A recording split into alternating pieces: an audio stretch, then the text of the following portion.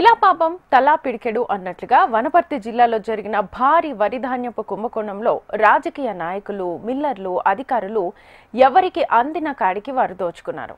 ఇష్టం వచ్చినట్లు మిల్లులకు ప్యాడీ కేటాయించిన అధికారులు తిరిగి బియ్యం సేకరణలో విఫలమయ్యారు. లేని మిల్లులకు, మూతపడ్డ మిల్లులకు ధాన్యాన్ని కేటాయించారు జిల్లా పౌర సరఫరాల శాఖ అధికారులు. మొత్తం కుంభకోణంలో తమకు ఏం సంబంధం అంటూ రాజకీయ నేతలు తప్పించుకుంటున్నారు. చిన్న చిన్న కేసులతో మిల్లర్లు బయటపడుతున్నారు. ఎటొచ్చి బలవుతోంది మాత్రం అసలు సూత్రధారులైన అధికారులే అన్నది స్పష్టమవుతోంది. వరిధాన్యం దారి మళ్లిన వివాదంపై హెచ్ఎంటీవీ స్పెషల్ ఫోకస్. వనపర్తి జిల్లాలో వరిధాన్యం గోల్మాల్లో అధికారుల పాత్రపై పలు అనుమానాలు వ్యక్తమవుతున్నాయి. 2021 నుంచి 2024 వరకు దాదాపు 4 ఏళ్ల పాటు మిల్లర్లకు ఇచ్చిన ధాన్యంలో చాలా వరకు తిరిగి ప్రభుత్వానికి చేరలేదు. అధికారులు ధాన్యం కేటాయించిన మిల్లుల్లో చాలా వరకు పనిచేయని మిల్లులే ఉండటం ధాన్యం గోల్మాల్ కావటానికి ప్రధాన కారణమని తెలుస్తోంది.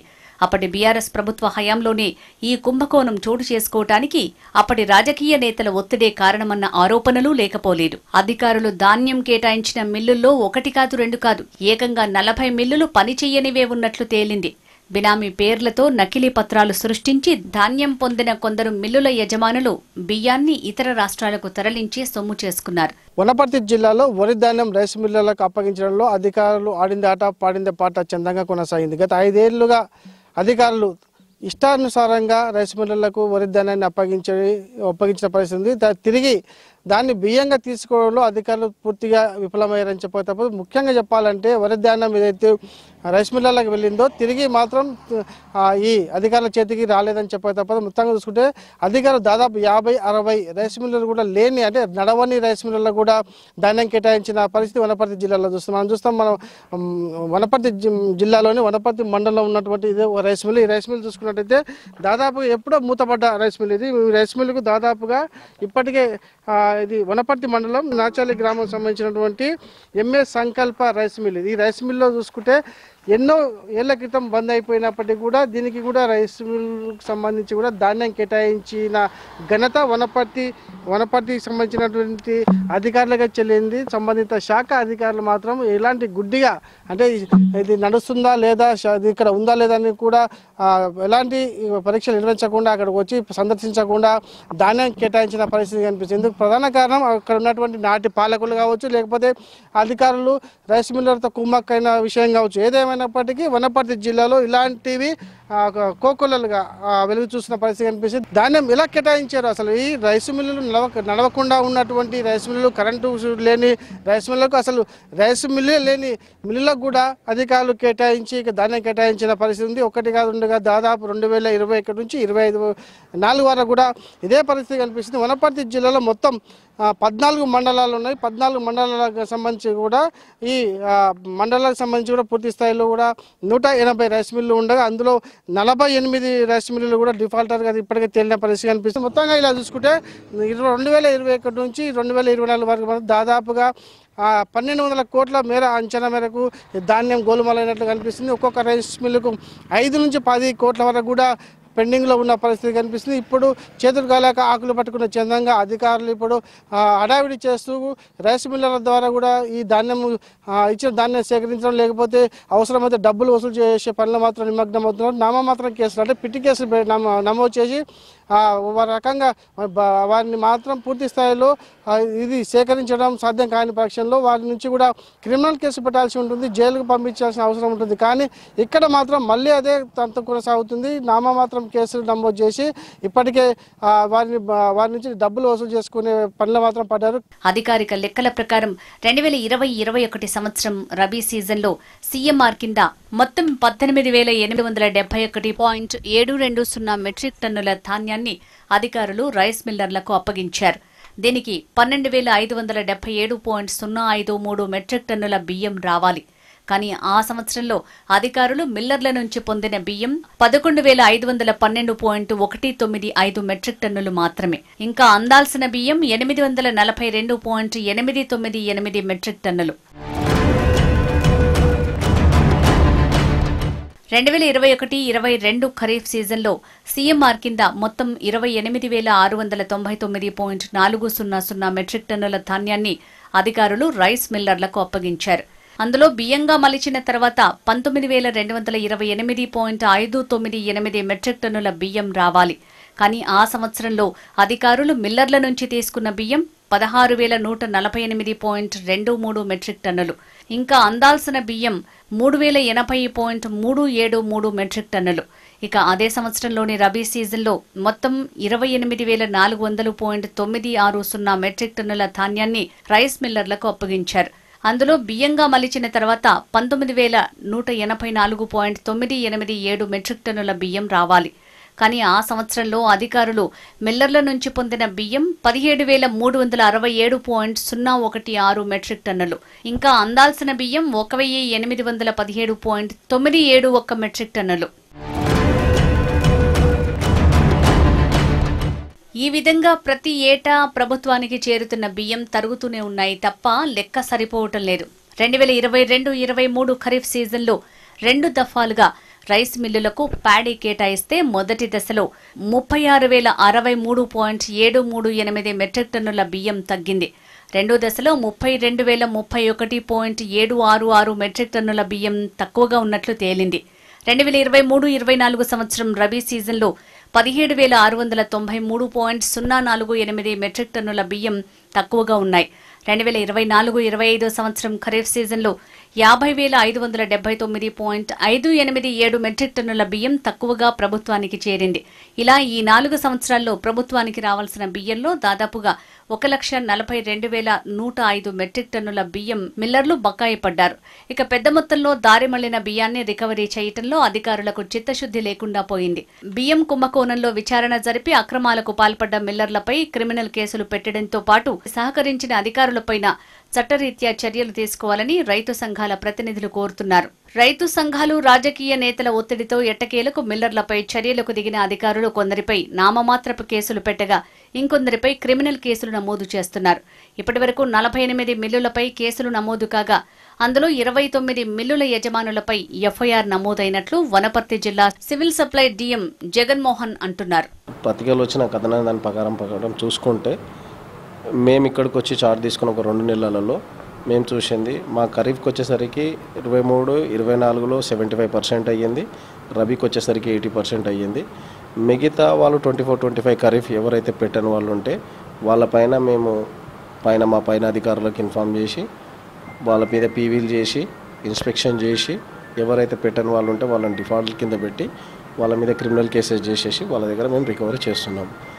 పెట్టిన తర్వాత క్రిమినల్ కేసు పెట్టిన తర్వాత కూడా వాళ్ళు స్పందించకపోతే వాళ్ళ మీద ఆర్ఆర్ యాక్ట్ కానీ మేము ఇంప్లిమెంట్ చేసి మాకు రావాల్సిన దాన్ని మేము రాబట్టడానికి గవర్నమెంట్ ఏవైతే అప్లికేబుల్ చేసిన జీవోస్ కానీ ఏమన్నాయో అన్ని ప్రయోగించేసి వాళ్ళ మీద కఠినమైన చర్యలు తీసుకోవడానికి మా గవర్నమెంట్ ప్రభుత్వం పనిచేస్తుంది. ప్రభుత్వం నుంచి ధాన్యం పొందిన రైస్ మిల్లర్లు 100 కేజీల వరి ధాన్యం పొందితే ఆ ధాన్యాన్ని రైస్ గా మార్చిన తర్వాత బాయిల్డ్ రైస్ అయితే 68 కేజీలు, రా రైస్ అయితే 67 కేజీలు తిరిగి అప్పజెప్పాల్సి ఉంటుంది. కానీ కొంతమంది మిల్లర్లు ధాన్యం నాణ్యత లేదంటూ కేవలం 61 కేజీలు మాత్రమే వస్తుందని అంటున్నారు. దీంతో కేవలం 5 నుంచి 6 కేజీలే తేడా వస్తుందని, అంతా సవ్యంగానే ఉందంటున్నారు మిల్లుల యజమానులు. వనపర్తి జిల్లాలో 180 మిల్లులున్నాయి. అందులో 100కు పైగా మిల్లుల్లో అక్రమాలు జరిగినట్టు తేలింది. మిగిలిన 80 మిల్లుల్లోనూ సగానికి పైగా ఇంకా 50% రికవరీ కావాల్సి ఉంది. దీంతో ధాన్యం పొందేందుకు 22 మిల్లులు మాత్రమే క్లియర్గా ఉన్నాయి. వాటికి మాత్రమే ధాన్యం కేటాయించే సామర్థ్యం సరిపోదు. అందుకే ఈసారి పక్క జిల్లాలైన గద్వాల, నాగర్ కర్నూలు మిల్లులకు ధాన్యం అప్పజెప్పేందుకు అధికారులు సిద్ధమయ్యారు. కొంతమంది చేసిన అవినీతి కారణంగా నిజాయితీగా పనిచేసే రైస్ మిల్లర్ల యజమానులకు సైతం ఇబ్బందులు తప్పడం లేదంటున్నారు వనపర్తిలోని రాఘవేంద్ర రైస్ మిల్ యజమాని నరేందర్. వాస్తవం పరిస్థితి కొంత కనపడుతుంది. రైట్, మనం ఇప్పటి వరకు చూసాం ఇటు వనపర్తి జిల్లాలో భారీ వరి ధాన్యం కుంభకోణం జరిగింది. ఆల్మోస్ట్ 1200 కోట్ల మేర పక్కదారి పట్టింది వరి ధాన్యం. ఇందులో రైస్ మిల్లర్లు అధికారులు కలిసి తిలా పాపం తలా పిడికెడు అన్నట్లుగా అందరూ కూడా పంచుకున్నారు అని చెప్పి ఆరోపణలు వస్తున్నాయి. సో ఇదే అంశానికి సంబంధించి ఫుల్ డీటెయిల్స్ మా ప్రతినిధి నరేంద్రాచారి లైవ్ ద్వారా అందిస్తారు. నరేంద్రాచారి.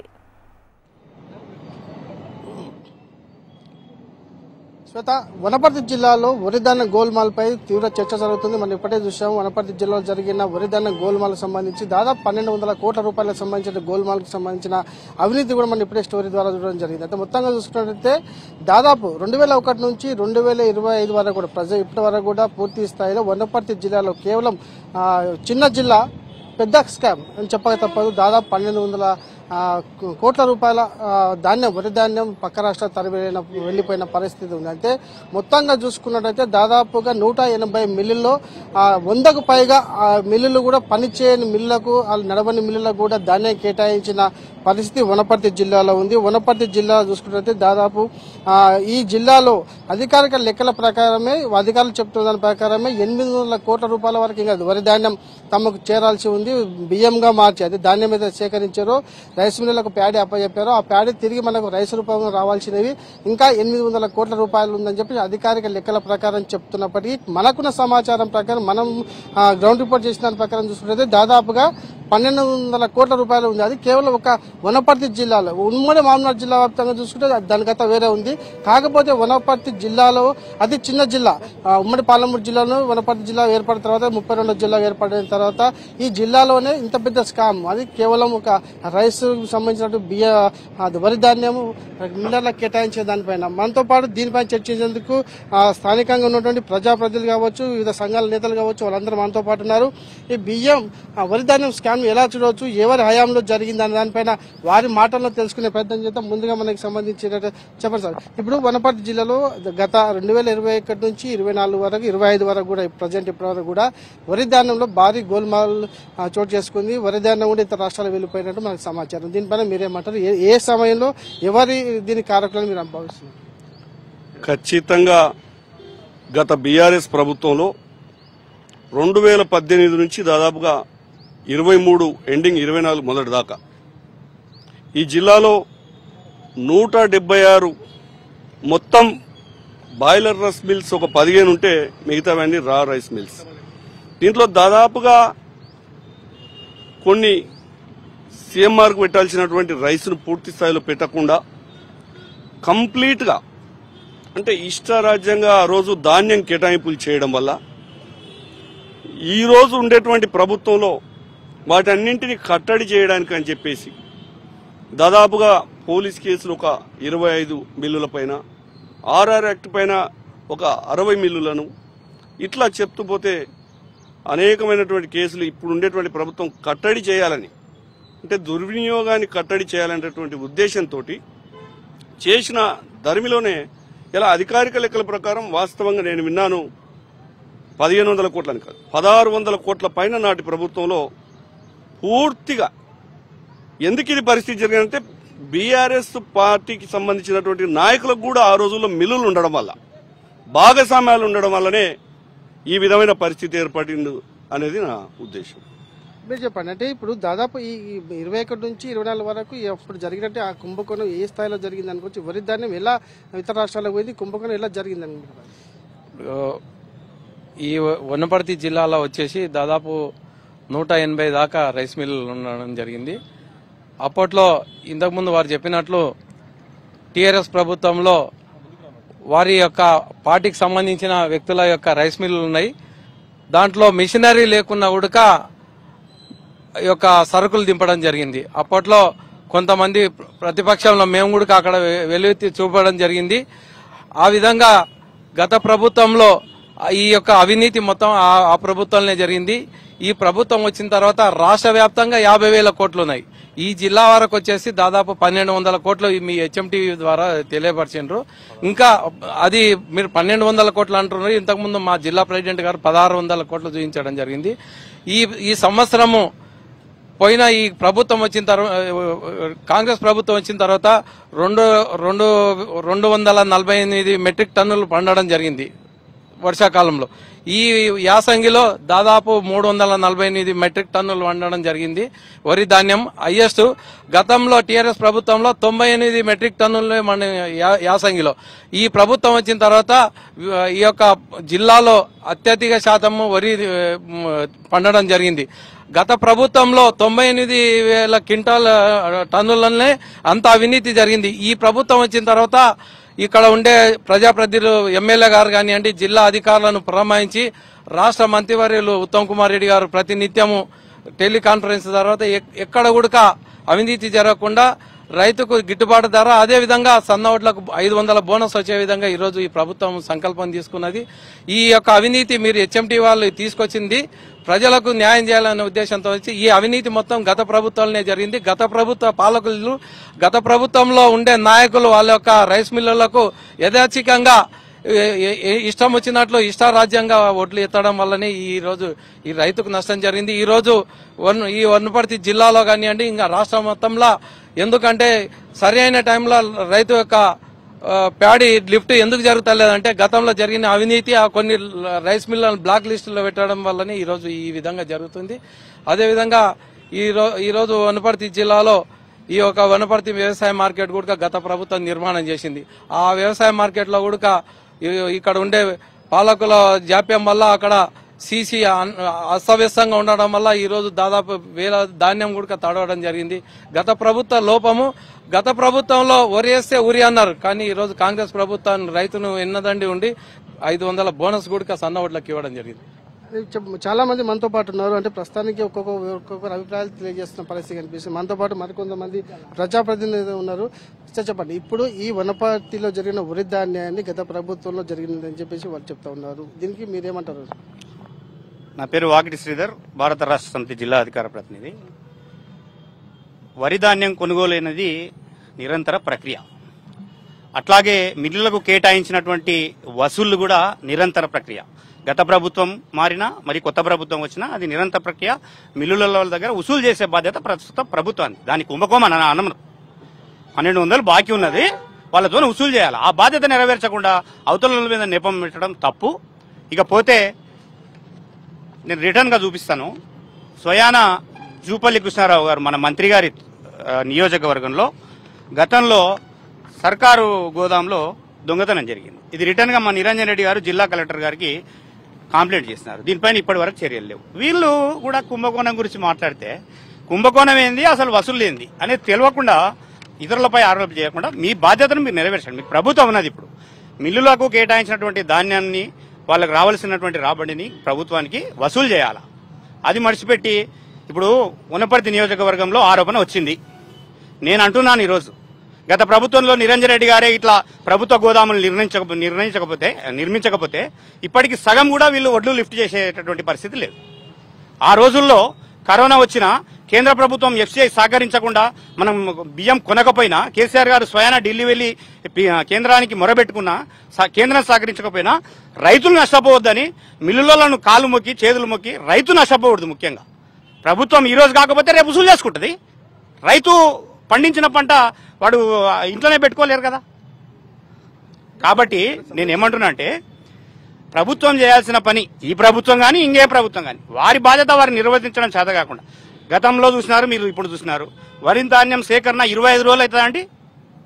ఆ వరి ధాన్యం సేకరణ లేక తడిసిపోయింది. కానీ సీసీ బాలేదు, సీసీ గుంతలు ఉన్నాయని ఇంకో ఆరోపణ చేస్తే ఈరోజు నేను అనకం కాదు, నేను ఒక పార్టీగా విమర్శన చేయడంలో అది భావ్యం. కామన్ కాంగ్రెస్ రైతులు జెండాలు పట్టుకుని గోపాల్పేటలో ధర్నా చేశారండి. ఈ రాష్ట్రంలో, ఈ దేశంలో సొంత పార్టీ పైన ధర్నా చేసినటువంటి సంఘటనలు ఎక్కడ జరగలేదు. మన గోపాల్పేట మన ఈ నియోజకవర్గంలో జరిగింది. అంటే దీని తప్పంట అధికారులకు మనం మాట్లాడేది ఇప్పుడు జరుగుతున్నటువంటి ఇది ప్యాడీకి సంబంధించిన డిస్కషన్. ప్యాడీలో రైతు ఇప్పుడు మిల్లు కేటాయించింది, మిల్లు కేటాయించిన తర్వాత ఇప్పుడు వాళ్ళు తిరిగి రైస్గా మార్చి ప్రభుత్వం అప్పచెప్పాలి. అది జరగలేదు. దానివల్ల కుంభకోణం జరిగింది. దీంట్లో ధాన్యం ఇతర రాష్ట్రాలు వెళ్ళిపోయింది అనే దానిపైన దీనిపైన మీరేం రైట్. కాంగ్రెస్ ప్రభుత్వం వచ్చి 18 నెలలు అయింది. మళ్ళీ వసూలు చేయాలి, దానికి చట్టం ఉంది. 1200 నిజంగా మిల్లులలో ఎగ్గొట్టారని ఒక నిమిషానికి అనుకుందాం. 15 నెలల నుంచి ఏం చేసింది? అనేక చట్టాలు ఉన్నాయి కదా. రికవరీ చట్టం ఉన్నది, రెవెన్యూ చట్టం ఉన్నది. రెవెన్యూ చట్టం ద్వారా వాళ్ళ ఆస్తులను చెప్తే చేయండి. ఎవరు వద్దన్నారు? నేను టీఆర్ఎస్ వద్దన్నదా? ప్రభుత్వం చేయాల్సిన పద్ధతి చేయాలని నేను అంటున్నా. మీరు చెప్పండి సార్, ఇప్పుడు దీన్ని ఎలా చూడవచ్చు? మనం వారి నుంచి ధాన్యం తీసుకోవాలంటే మీ సూచన ఇలా ఏది చేస్తే మళ్ళీ ప్రభుత్వానికి ఆ 1200 కోట్లు తిరిగి వచ్చే అవకాశం ఉంది. దీనిపైన మీరు? నా పేరు లక్ష్మారెడ్డి, మాజీ మార్కెట్ చైర్మన్ వనపర్తి. రైతుల నుంచి ధాన్యం కొనుగోలు అనేది ఏ విధంగా చేసినారో గతంలో మనం అందరం చూసినాము. ఇప్పుడు ఏ విధంగా చేస్తున్నారో చూస్తున్నాము. మీరు అంటున్నది రైతుల నుంచి కొనుగోలు చేసిన ధాన్యాన్ని వాళ్ళు రైస్గా మార్చి ప్రభుత్వానికి ఇయ్యక కుంభకోణం జరిగిందని అంటున్నారు. ఆ కుంభకోణం ఎవరు చేసిండ్రు? అప్పుడున్న ప్రజాప్రతినిధులు ఏమైనా చేసిండ్రా? రైస్ మిల్లర్స్ వాళ్ళు అప్పుడున్న ఏ రైస్ మిల్లు కూడా ఒడ్లు అలాట్మెంట్ చేయాలని చెప్పని ఎప్పుడు కూడా అప్పుడున్న ప్రజాప్రతినిధులు ఎవరు చెప్పలే. ఆ రైస్ మిల్లుల పర్ఫార్మెన్స్ ఆధారంగానే వాళ్ళకి అలాట్మెంట్ జరిగింది. ఎవరైతే వాళ్ళు అలాట్మెంట్ చేసినా కూడా వాళ్ళు రైస్ పెట్టని వాళ్ళు ఉన్నారో అప్పుడు కూడా కొన్ని రైస్ మిల్లులకు ఇవ్వకుండా ఉండడం జరిగింది. అంతేందుకండి ఇప్పుడు చెప్తున్నా నేను, 6A అనే ఒక చట్టం ఉంటుంది. 6A చట్టం కింద మన వనపర్తి నియోజకవర్గంలోనే ఈ నియోజకవర్గంలోనే 5 రైస్ మిల్ల మీద కేసులు అయినాయి. 6A చట్టం కింద ఏదైనా రైస్ మిల్ బుక్ అయితే ఆ రైస్ మిల్ కు ఇప్పుడున్న మన చట్టాల ప్రకారం 3 సంవత్సరాలు వడ్లియొద్దు. 3 సంవత్సరాలు వడ్లియొద్దు. యథేచ్ఛగా 6A కింద చట్టం కింద బుక్ అయిన రైస్ మిల్లులకు కూడా ఇప్పుడు వడ్లిస్తున్నారు. మన దీన్ని ఏమంటారు? ఇప్పుడు కుంభకోణం అనేది ఇప్పుడు అది ఎవరు వసూలు చేయాలి? అప్పుడున్న ఎవరైనా ఎమ్మెల్యేలు కానీ మంత్రులు కానీ ప్రజాప్రతినిధులు ఏమైనా చేసినరా? ప్రభుత్వము అది నిరంతర ప్రక్రియ. ఒడ్లు కొన్నారు, వాళ్ళు పెట్టలేదు. ఇప్పుడు 18 నెలలు అయింది. వస్తే ఇప్పుడు మీరు ఖచ్చితంగా చర్యలు తీసుకోండి. ఏ మిల్లులు అయితే డిఫాల్టర్ ఉన్నారో ఆ డిఫాల్టర్ ఉన్న మిల్లులకు మీరు ఇవ్వకండి. వాళ్ళ ఆస్తుల వివరాలు సేకరించండి. మీరే డిఫాల్టర్ ఉన్న మిల్లులకు 6A కింద కేసులు బుక్ అయిన మిల్లులకు ఎంతో మందికి మీరు ఇప్పుడు ఓట్లిస్తున్నారు. అట్లా ఇంకోటి పక్షపాతం కూడా ఒకటి చూపిస్తున్నారు. డిఫాల్టర్ ఉన్న రైస్ మిల్లు మొత్తం దాదాపు బాయిల్ మిల్లులు తర్వాత అన్ని రైస్ మిల్లులు 180 ఉన్నాయి మన దగ్గర. ఇప్పుడు 74 రైస్ మిల్లులకు అలాట్మెంట్ ఇచ్చిండ్రు. 74 రైస్ మిల్లులలో డిఫాల్టర్స్ ఉన్న రైస్ మిల్లులను చూపించాలనా? ఎంతమంది ఉన్నారు? మళ్ళీ ఆ 74 డిఫాల్టర్స్ ఉన్న వాళ్ళకి ఎందుకు అలాట్ చేసిండ్రు? మళ్ళీ మిగతా వాళ్ళకి ఎందుకు అలాట్ చేస్తుండ్రు? ఎందుకు చేయలేదు? అప్పుడు అలా చూడలేదు. ఎంతసేపు రైతుకు అన్యాయం జరగకూడదు, రైతును కాపాడాలి. పండించిన 4-5 నెలలు కష్టపడి రైతు ఒడ్లు పండిస్తే ఆ కళ్ళానికి తీసుకొస్తే ఎట్టి పరిస్థితుల్లో ఆ ఒడ్లను కొనుగోలు చేయాలి. తర్వాత వాళ్ళ నుంచి వసూలు చేసేదైనా ఏదైనా దానికి ప్రభుత్వాలకు ఒక చట్టాలు ఉంటాయి. ఆ చట్టానికి పరిధికి లోబడి అవి ఎట్లన్నా వసూలు చేయొచ్చు. రైతులకు అన్యాయం జరగొద్దు, రైతులకు నష్టం జరగొద్దు అని చెప్పిన విధంగా అప్పుడు జరిగింది తప్ప ఈడ ఎవరో నాయకులో ఎవరో చేసింది కాదు. ప్రభుత్వ యంత్రాంగం ఉంటది. ప్రభుత్వం అనేది నిరంతర ప్రక్రియ. అప్పుడు ఆ గవర్నమెంట్ ఉండే, ఇప్పుడు ఈ గవర్నమెంట్ ఉంది, రేపు ఇంకో గవర్నమెంట్ వస్తుంది. దానికి కొన్ని చట్టాలు ఉన్నాయి. ఆ చట్టాలకు లోబడి ఇప్పుడు ఉన్న ప్రభుత్వం ఎవరైతే డిఫాల్టర్ ఉన్నారో వాళ్ళ మీద చర్య తీసుకోమనండి. ఎవరు వద్దంటున్నారు? ఎవరన్నా వద్దంటున్నారా? ఎవరు వద్దంటలేరు కదా. ఫస్ట్ మీరు సమాధానం చెప్పాల్సింది ఏంటంటే డిఫాల్టర్స్ ఉన్న రైస్ మిల్లులకు మీరు ఎందుకు ఇస్తున్నారు? పార్టీల పరంగా ఏ పార్టీ సానుభూతి పరుడు అని పార్టీల పరంగా ఎవరికైతే కాంగ్రెస్ పార్టీకి సానుభూతి పరులైన రైస్ మిల్లు ఉన్నారో వాళ్ళకి అలాట్మెంట్ ఇస్తున్నారు. ఎవరైతే టీఆర్ఎస్ అనో లేకుంటే ఇంకో పార్టీ అనో ఏదో అట్లా లేని వాళ్ళకు కావాలని అలాట్మెంట్ ఇస్తలేరు. ఇప్పుడు ఇచ్చిన 74 రైస్ మిల్లల డిఫాల్టర్స్ కు మీరు అలాట్మెంట్ చేసిందంటే మీరు అవినీతిని ప్రోత్సహిస్తున్నట్టు కాదా?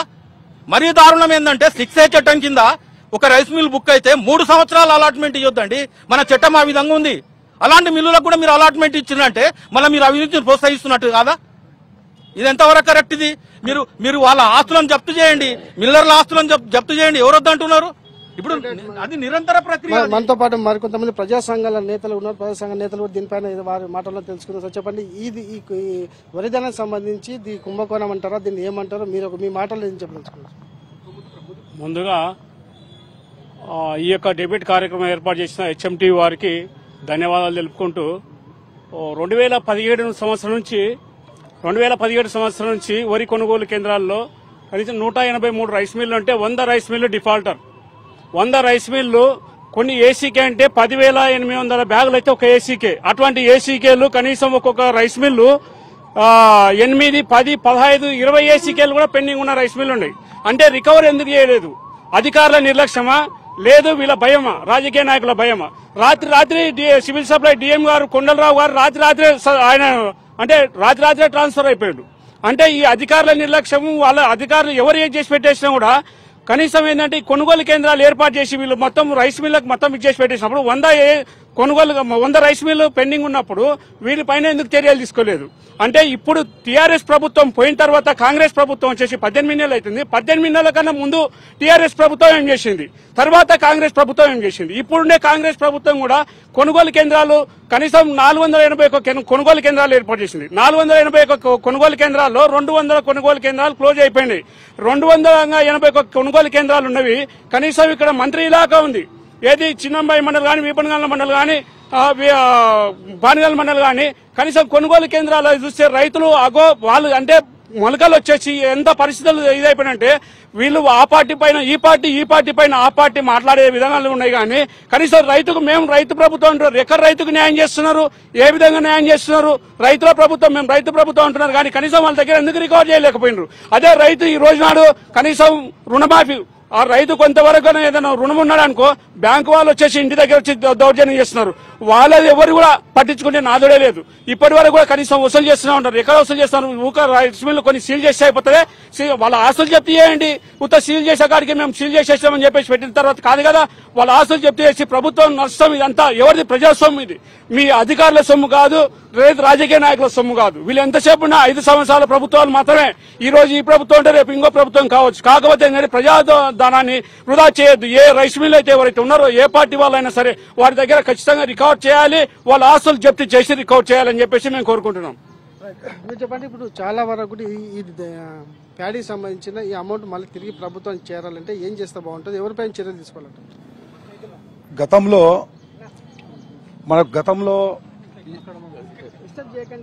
గతంలో వనపర్తిలో జరిగిన సంఘటన వనపర్తి ప్రజలకు అందరికీ తెలుసు, రైతులకు తెలుసు.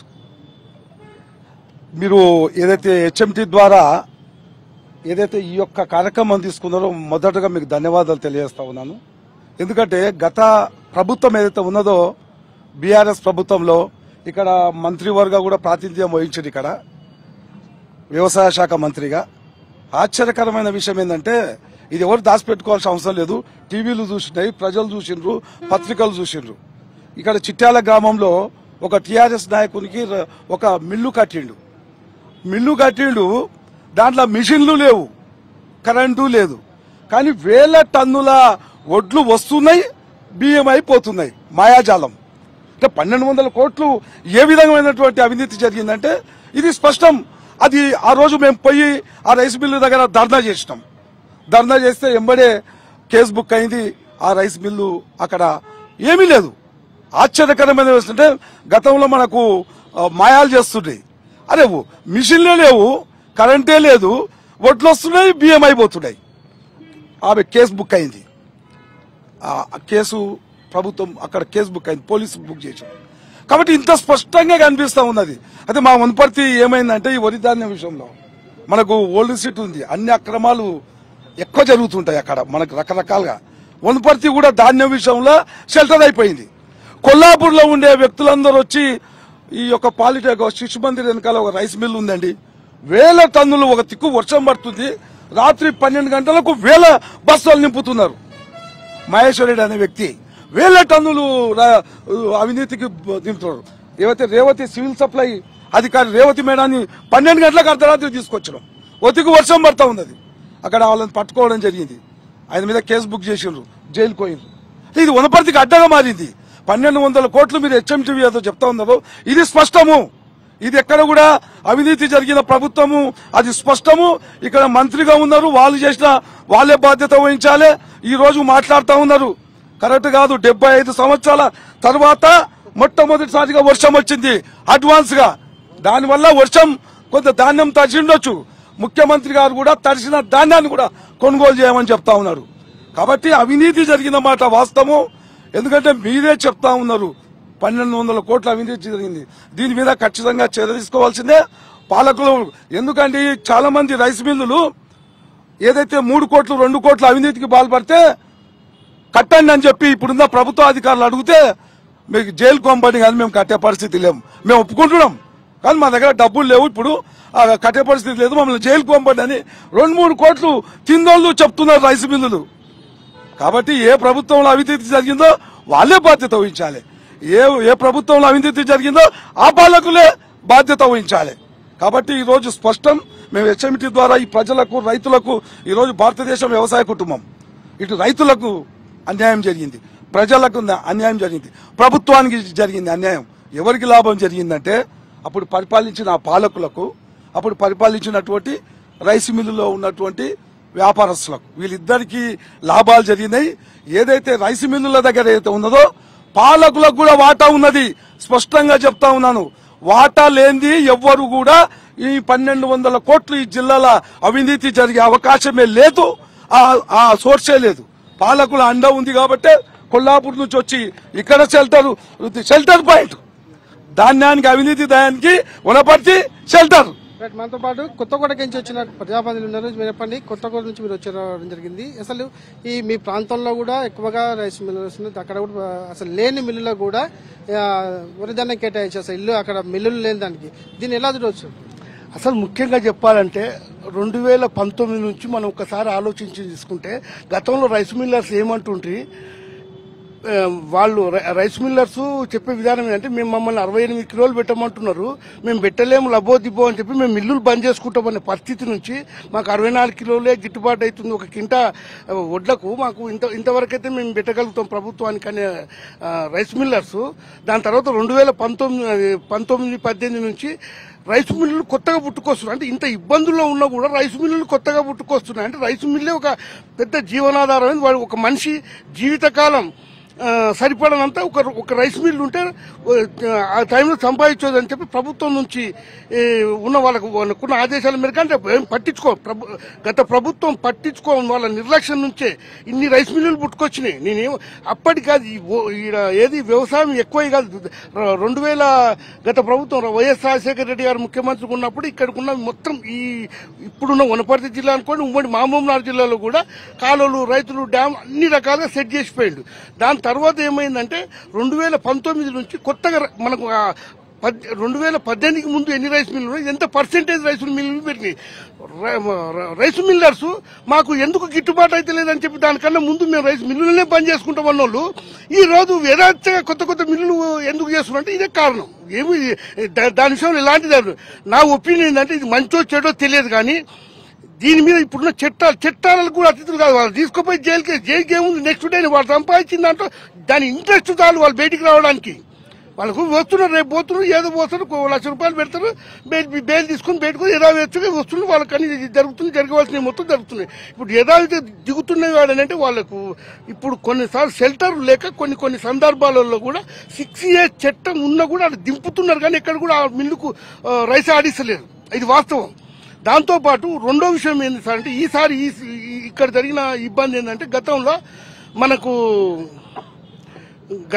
మనకు జరిగిన ఇది ఉంది కదా, ఏది ఏ టైంలో కూడా May 15th నుంచి May ఎండింగ్ వరకు వర్షాలు ఎప్పుడు లేవు. గత 20 ఏళ్ల నుంచి 20-30 ఏళ్ల నుంచి కూడా ఏదో వస్తుంటే అడపదాడు వచ్చి వడగండ్ల వాన వచ్చి వెళ్ళిపోతుండే. ఇది కంటిన్యూగా వచ్చి ఈ రోజు 1,00,000 క్యూసెక్కులు శ్రీశైలానికి మన దూరాల నుంచి వదులుతున్నాం. ఆ పరిస్థితిలో మనం ఉన్నాం. అవి ప్రకృతి ధరంగా జరిగినాయి, ప్రకృతిగా దోసుక తినే ధరంగా జరిగినాయి. సింపుల్ లాజిక్ ఏం లేదు. 2019 నుంచి ఇప్పటి వరకు టాలీ చేస్తే రైస్ మిల్లర్లకు ఎందుకు 64 కిలోలు వచ్చే వాళ్ళు 68 కిలోలు వస్తేనే మేము 68 కిలోలు పెట్టలేమని చెప్పి మొర పెట్టుకొని మేము మిల్లులే బంద్ చేసుకుంటామన్న వాళ్ళు ఈ రోజు ఎందుకు ఈ 4 ఏళ్ల పోటీ చేస్తున్నారు, దోసుకుంటున్నారు రైతులతో నుంచి. ఇక్కడ బ్లాక్ మెయిల్ చేసి కోట్లు ఒక్కొక్కటి జీవితకాలం సరిపోయేటంత వాడు ఒక మిల్లు 2-3 ఇయర్స్ నడుపుకొని జీవితకాలం సరిపోయేటంత నడుపుకున్నాడు. రేపు వాళ్ళ మీద ఏ రకమైన కేసులైనా ఆ ధనాన్ని, నా ఒపీనియన్ ఏంటంటే మా పర్సనల్ ఒపీనియన్, హైకోర్టు సుమోటోగా తీసుకొని సీరియస్ గా వాళ్ళ మీద కఠిన శిక్షలేసి వాళ్ళని గుంజి బయటికేసి జీవితకాలం అవసరమైతే వాళ్ళ పార్ట్నర్స్, వాళ్ళ చుట్టుముక్కల దగ్గర బంధువులు ఎవరి పేరు ఆస్తులు ఉంటే వాళ్ళు మొత్తం గుంజుకొని వసూలు చేయాలని చెప్పి నా కోరిక. ఇప్పుడు దీన్ని ఎట్లా చేస్తే బాగుంటుంది, ఎట్లా రాబట్టాలంటే ఏం చేయాలి? ఇప్పుడు ఏదైనా HMTV చర్చా వేదిక మొదలుపెట్టినందుకు HMTVకి ధన్యవాదాలు తెలియజేసుకుంటున్నా. ఈరోజు గతంలో ఏదైతే మిల్లర్లు ఎక్కువగా ఫ్రాడ్ చేశారో మరి అవన్నీ కూడా ఖచ్చితంగా చర్యలు తీసుకోవాల్సిన అవసరం ఉంది. వాళ్ళ ఆస్తులు జప్తు చేసైనా సరే రైతులకు న్యాయం చేయాలి, రైతులకు నమ్మకం కలిగించాలి. నమ్మకం కలగాలంటే ఖచ్చితంగా ఈరోజు చర్యలు తీసుకొని ప్రభుత్వం వాళ్ళ ఆస్తులు జప్తు చేసి మరి ప్రభుత్వానికి న్యాయం చేయాల్సిన కోరుకుంటున్నాం. మనతో పాటు చాలా మంది ప్రజాప్రతినిధులు ఉన్నారు, వారితో మాట్లాడించే పెద్ద చెప్పండి, దీన్ని ఎలా చూడవచ్చు? ఈ కుంభకోణాన్ని పూర్తి స్థాయిలో అంటే మరోసారి జరగకుండా ఉండాలంటే ఎలాంటి చర్యలు చేయాలి? మొదటగా HMTV వారికి ధన్యవాదాలు. వాస్తవంగా ఇందాక అందరూ మాట్లాడిన విషయంలో స్పష్టత అనేది లేదు. HMTVలో 1,200 కోట్ల కుంభకోణం అని వస్తుంది. మరి నేతలు చెప్పిండ్రు 1,500 కోట్లని ఒకరు అంటున్నారు, 1,600 కోట్లని ఒకరు అంటున్నారు. వాస్తవంగా కూడా వడ్లు 433 క్వింటాలు వడ్లను మిల్లర్కి ఇస్తే 293 క్వింటాల బియ్యాన్ని ఇవ్వాలి. మరి ఆనాడు ఎన్ని మిల్లర్స్కి ఎన్ని ఏసీకేలు అలాట్ చేయడం జరిగింది, వాళ్ళ ద్వారా ఎంత రికవర్ అయింది, మళ్ళీ రికవర్ కాంది ఎంత, ఏ మిల్లర్ ద్వారా ఎంత బకాయిలు ఉన్నాయి, మరి వాళ్ళు డిఫాల్టర్సా, వాళ్ళ మీద కేసులు అయినాయా, మరి వాళ్ళు ప్రతిపక్షంలో ఉన్నారా అధికారంలో ఉన్నారా, మతి ఉందా మతి లేదా నాకు అర్థమైతలేదు. ఏదో దున్నపోతుందంటే దుడ్డని కట్టేయమన్నట్లు బీఆర్ఎస్ పార్టీ మీద విడుచుకపడుతున్నారే తప్ప స్పష్టమైన లెక్కలతోన ఇవాళ అధికారంలో వాళ్ళు ఉన్నారు. అధికారులను పిలవండి, ఏ రైస్ మిల్లర్ ద్వారా ఎన్ని బియ్యాన్ని ఎన్ని వడ్లనిచ్చినాం, ఎన్ని బియ్యాన్ని వాళ్ళు ఇవ్వాలి, మరి ఏ మిల్లర్ మీద ఎన్ని కేసులు అయినాయి, డిఫాల్టర్ కింద ఎన్ని ఉన్నాయి. ఇవాళ వనపర్తిలో 180 దాకా రైస్ మిల్లులు ఉన్నాయి. అందులో ఇవాళ అధికారులు 93 మిల్లులకు మాత్రమే అలాట్ చేయడం జరిగింది. అందులో 12 ఫార్బైల్లు ఉన్నాయి, మిగతాయి మొత్తం కూడా మిగతా రైస్ మిల్ సాధారణ రైస్ మిల్లులే.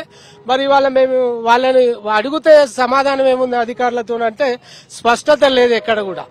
మరి డిఫాల్టర్ ఉన్న వాళ్లకు కేసులైన వాళ్లకు ఎమ్మెల్యే గారు చెప్తే అలాట్ జరుగుతుంది తప్ప మరి వీడి కేసు ఉంది. మరి మిగతా 180 మందిలా ఈ 93 మంది ఎందుకు ముందుకు వస్తున్నారో అందులో 73 కేసులే ఉన్నాయి, మిగతా మొత్తం డిఫాల్టర్లే ఉన్నాయి.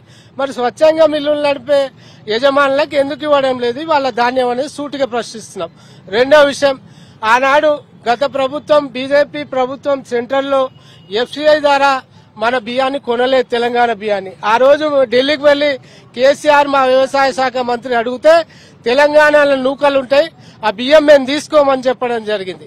రైతులందరూ కూడా మరి పంట పండించి నష్టపోతే బాగుండదని చెప్పి ఆ రోజు కేసీఆర్ స్వయంగా కేంద్ర అనుమతి లేకపోయినా కూడా వడ్లను కొనడం జరిగింది కేసీఆర్. మరి దాని ద్వారానే రైస్ మిల్లర్లతో స్టాక్ పెట్టడం జరిగింది. మరి ఆ అవినీతి జరిగితే ప్రభుత్వంలో ఉన్నటువంటి ఇవాళ ముఖ్యమంత్రి గాని ఇప్పుడు ఉన్నటువంటి ఎమ్మెల్యేలు గాని డేటా తీయండి, దాని మీద వేయండి. ఇవాళ వాళ్ళు ఒక మాట మాట్లాడుతున్నారు, మిల్లర్లందరూ కూడా బీఆర్ఎస్ పార్టీ సపోర్టర్లు ఎవరు పంచని ఉన్నారండి ఇవాళ. మరి ఏ అధికార పార్టీ వస్తే ఆ అధికార పార్టీల చెంచాగాళ్ళకి తయారై మిల్లర్లు కూడా పార్టీలు చేంజ్ అయ్యి మరి ఇవాళ మీ సమక్షంలో ఉంటే నిజంగా బీఆర్ఎస్ వాడు మంచిగున్నా కూడా అలాట్ చేయలేదండి. ఇప్పుడు మేము మా మంత్రి గారు కూడా ఫోన్ చేయడం జరిగింది, మరి కాంగ్రెస్ పార్టీకి సంబంధించిన మిల్లర్లకు ఎందుకు ఇస్తున్నారు, బీఆర్ఎస్ పార్టీ వాళ్ళకి ఎందుకు, మళ్ళీ అవినీతి ఉంటే తేల్చాలి తప్ప, అవినీతిని తేల్చాలి తప్ప మరి వీళ్ళు మాట్లాడేది ఏంది, లెక్కలు లేవు, సోగే లేదు వాళ్ళకి. వాళ్ళతో నిజంగా లెక్కలు ఉంటే ఏ మిల్లర్ అవినీతి చేస్తుండో బైండ్ అవుట్లు చేయండి, వాళ్ళ మీద కేసులు చేయండి, వాళ్ళ ఆస్తులు చెప్తూ చేయండి. గతంలో సోదరుడు చెప్పిండు బీఆర్ఎస్ పార్టీ నాయకుడు ఇప్పటివరకైతే మొత్తంగా వనపర్తి జిల్లాలో పూర్తి స్థాయిలో మాత్రం ఈ వరి ధాన్యం సంబంధించి కూడా ఫ్రాడ్ జరిగిందని చెప్పి చెప్తా ఉన్నారు. మొత్తంగా ఒక్కొక్కరు 1600 కోట్లు జరిగిందని చెప్తుంటే మరికొందరు మాత్రం పూర్తి స్థాయిలో విచారణ చేపట్టాలి, అధికారులు కూడా దీనిపైన ఎందుకు స్పందించలేదు, పూర్తి స్థాయిలో నివేదిక సమర్పించాలి, అసలు దీనికి సంబంధించినటువంటి అవినీతి ఎంత జరిగింది, 800 కోట్ల 1200 కోట్ల లేకపోతే 1600 కోట్ల, ఇట్లా ఎన్ని కోట్ల రూపాయల మేర అవి జరిగింది, దాన్ని ఎలా రికవరీ చేస్తారు, ప్రజల నుంచి అంటే ఈ రైసు మిల్లర్లపై ఎలాంటి కేసులు పెడతారు అనే దానిపైన హైకోర్టు కూడా సుమోటోగా తీసుకోవాలన్న అభిప్రాయం కూడా సర్వత్రా వ్యక్తమైన నేపథ్యంలో పూర్తి స్థాయిలో వనపర్తి జిల్లాలోనే ఇంత పెద్ద మొత్తంలో వరి ధాన్యం సంబంధించి ఇన్ని కోట్ల మేర అవినీతి ఎలా జరిగింది, మౌనంగా గత పాలకులు ఉన్నారా, ప్రస్తుత పాలకుల్లో కూడా అదే పరిస్థితి కొనసాగుతుందా అనే దానిపైన కూడా పూర్తి స్థాయిలో హెచ్ఎంటీ కూడా వరుస కథనాలు ప్రచురణ చేస్తూ ఉంటుంది. ప్రతిసారి కూడా వనపర్తి జిల్లాలో జరిగేది వరి ధాన్యం పైన కూడా హెచ్ఎంటీ వరుస కథనాలు ఇస్తూ ఉంటుంది. దాంతోపాటు ఉమ్మడి పాలెం జిల్లా కూడా ఎక్కడ జరిగినా కూడా వరి ధాన్యం పైన కూడా హెచ్ఎంటీ ఎప్పటికప్పుడు స్పందిస్తూ దానిపైన కూడా వరుస కథనాలు చేసేది సిద్ధంగా ఉంటుంది. మొత్తంగా చూస్తే వనపర్తి జిల్లాలో వరి ధాన్యం పైన సర్వత్రా సమగ్ర విచారణ జరిపించాలన్న డిమాండ్ మాత్రం ఈ వనపర్తి జిల్లాలోని ప్రతి ఒక్కరి నుంచి కూడా వెల్లువెత్తుతుంది. ఓటు